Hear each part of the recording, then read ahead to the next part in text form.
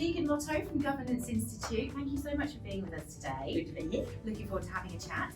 Let's get started with what does the world of work look like for associations, particularly Governance Institute, in the next couple of years? How do you think it will change?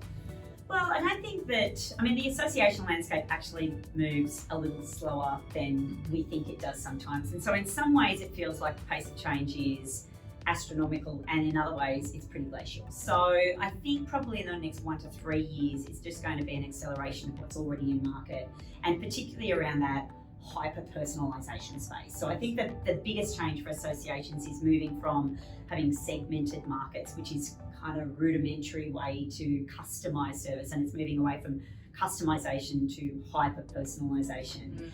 And the one big thing that always surprises me is when still boards and association executives talk about what's the member value proposition, what is the MVP? There isn't one, because the reality is that you've got a broad range of memberships. Those that are successful have to diversify in terms of their membership boundaries, and that means that you've got lots of different types of people in your organisations, and they want different things.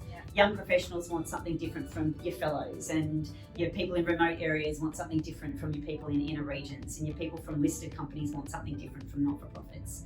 So that hyper-personalisation journey and AI as a tool to get there is really where the acceleration, I think, is going to keep pace. It's huge, fantastic. Yeah, thank you. Love the phrase hyper-personalisation. I've not heard that before. We want a handbag. We want that's mine. You can have it. We want our handbag with a name on it. We want a bespoke pair of shoes. Like that's where the world is heading. Yeah, absolutely, fantastic. Love that. Thank you so much. Can you share any insights or initiatives that Governance Institute are trying to attract new members to the industry? So that may be the industry itself, or it may be as a member directly. Yeah, so probably the biggest thing for us is to push into students. The interesting thing for the Governance Institute in particular is it's a secondary professional association, i.e. normally someone would have finished their university degree, undergrad, and gone on to join, for example, the Law Society or CPA or CANS or Engineers Australia. So they have a primary profession, and then they hit executive senior management and start thinking about governance, which is just the frameworks for how you make decisions in organisations. So once they hit their governance career, it's normally a secondary professional route for them, and therefore they'll pay their governance membership on top of their CANS or CPA or whatever it might be. So for us, we're that bit removed from the students, and we haven't historically been picking them up at that level. What we're now trying to do is to reach right down into the students at universities that are doing those undergrad degrees in those base core subjects that have got business elements to them, so law, accounting, engineering, broad range of fields, quite frankly. And talking to them about setting themselves up for that decision-making, processing, thinking right early on in their career, knowing that they are probably going to get to senior executive ranks. They are going to be managing people, systems, organisations quite early, particularly earlier on than the normal hierarchy would have seen in many years gone by. So we're really thinking about grabbing them and saying, look, you need governance now to supplement the skill set that you're learning in your primary profession, because you're going to be needing it one day. Yeah, absolutely. Never too early to learn governance. That's exactly right. I love it. I love that you're getting there early, grassroots level. Fantastic. Thank you. Are there any new initiatives, apart from hyper-personalisation, that you're exploring at the moment with your team? Yeah, so look, the real thing for us is around AI. I mentioned it before, and it's not just for hyper-personalisation, but it's for all of the benefits that you can get from AI, whether it's understanding your data and being able to process that so that you've got better and faster information coming so that you can make speedier decisions and even predictive decisions, more predictive analytics rather than lag information, which we used to have. So really trialling some of those efficiencies and process efficiencies that you get through technology, not as a way of replacing staff, but actually as a way of growing staff and giving them higher value add work to do. No one wants to sit around filling in forms or putting in data entry. So we're really thinking about how we can use technology as an enabler right through the business, in particular for members in the hyper-personalisation journey, but also in the choose your own adventure journey, and in the nudge theory, so that you can say, well, look, you bought a course on ESG, there's also a paper, a white paper, or you looked at the white paper, there's also a summit coming up on that, so that you can nudge people in the direction, also being conscious of echo chambers. You don't want to have so much nudge theory that you're closing people into particular channels, but really thinking about how you can use that, particularly to commercialise your offerings. I love that. Great example of how to use AI and make things more efficient. Fantastic, thank you. I'm sure there's many, Megan, but what challenges keep you awake at night? Actually, not many. I'd say I sleep pretty well. Netflix binge watching probably is the bit that cuts it. No, look, the thing that really keeps me up at night is thinking about how to grow and develop my staff. And I'm not saying that because you're in the HR business, but that's really what keeps me up at night. Everything else is chess pieces. It's moving chess pieces around the board. So whether it's property or finance or commercial outcomes or technology or operational issues, everything else is really chess pieces. Probably coming from my teaching background, I am really passionate about coaching people, and particularly on the exponential growth journey that the Governance Institute is on right now. We've got lots of new staff and staff churning through all the time, but we've also got lots of really long-standing staff. And it's a matter of figuring out how they can grow with the business and really lift and reach their potential as individuals so that the business growth doesn't actually leave them behind.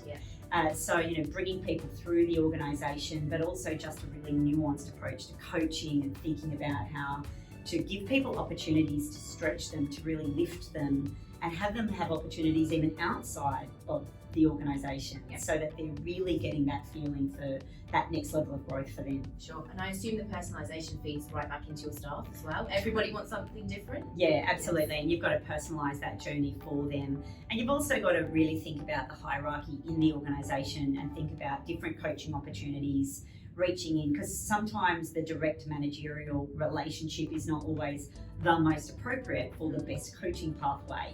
We hope all of our managers are good coaching, but we know that coaching has a lot to do with personality fit and resonance. So really thinking about how you can identify talent more broadly and have a very structured approach to talent identification and succession planning. That's really important as well. I love that. That's great. Thank you so much. On to some lighter questions. Do you have any special skills that might surprise us?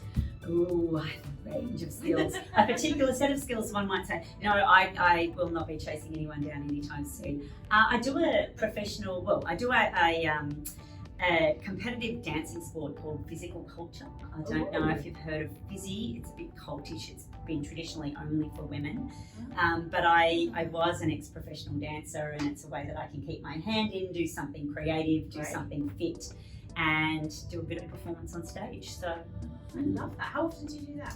So I train every week and twice a week starting in March. So 2 sessions a week training, and then there's a variety of both team and individual competitions through the year. I love that. That is unusual. Yeah. Fantastic. Thank you.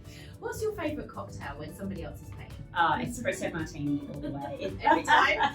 Almost every time, unless I've had like 6 of them and it's midnight and I need to sleep. Fair enough, So I do love my coffee, and I really do love an espresso martini. Do you know who invented Even if I get an affogato as a dessert, I'll get kahlua and coffee and ice cream. Yeah, great combo. Do you know who invented the espresso martini? I do not. It was Kate Moss. Oh, apparently, so the story goes, she went to a bar and she needed to be out that night doing whatever she does, and she'd been sleeping, and she said, I need something to wake me up, and there you go. Yeah, they said, okay, here we go. Give me a shot of coffee and whatever you're drinking. Yeah, absolutely. So apparently, so the story goes.